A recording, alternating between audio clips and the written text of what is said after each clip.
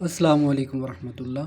محترم ناظرین، آپ دیکھ رہے ہیں المعراج ٹریولز اور میں ہوں آپ کا میزبان معراج الدین صابر۔ ناظرین اکرام، ہر سال لاکھوں مسلمان حج بیت اللہ کی سعادت کے لیے تیاری کرتے ہیں۔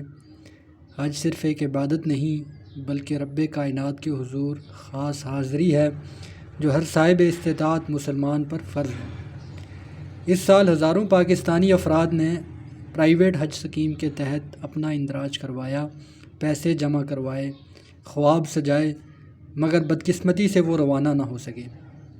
سعودی حکومت کی نئی شرائط کے باعث کئی نجی کمپنیاں ان پر پورا نہ اتر سکیں اور یہی وجہ بنی کہ متعدد حاجیوں کو حج کی سعادت سے محروم ہونا پڑا۔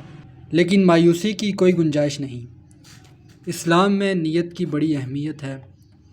اللہ تعالیٰ بندے کی خالص نیت پر بھی مکمل اجر عطا فرماتا ہے۔ اگرچہ فرض حج ادا نہیں ہو سکا، لیکن انشاءاللہ تعالیٰ ان کی نیت پر انہیں پورا ثواب عطا فرمائے گا۔ صبر، رضا اور دعا ہی اس وقت کا سب سے بہترین رستہ ہے۔ اللہ جب کسی کا بلاوا لکھ دیتا ہے تو پھر وہ تمام راستے کھول دیتا ہے۔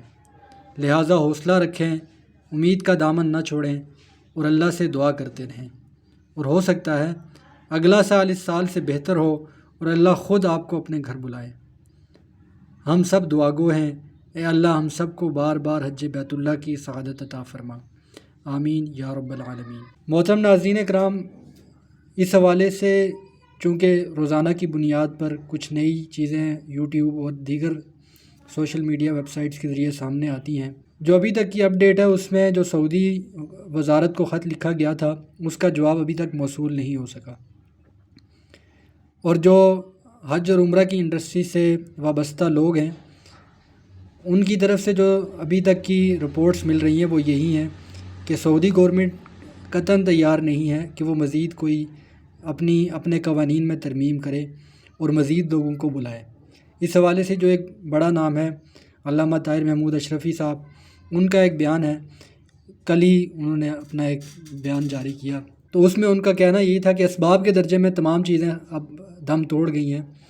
اسباب کے درجے میں جو کوششیں ممکن تھی ہو سکتی تھیں وہ تمام کوششیں کی جا چکی ہیں، اور اب اسباب کے درجے میں کوئی مزید امید باقی نہیں ہے۔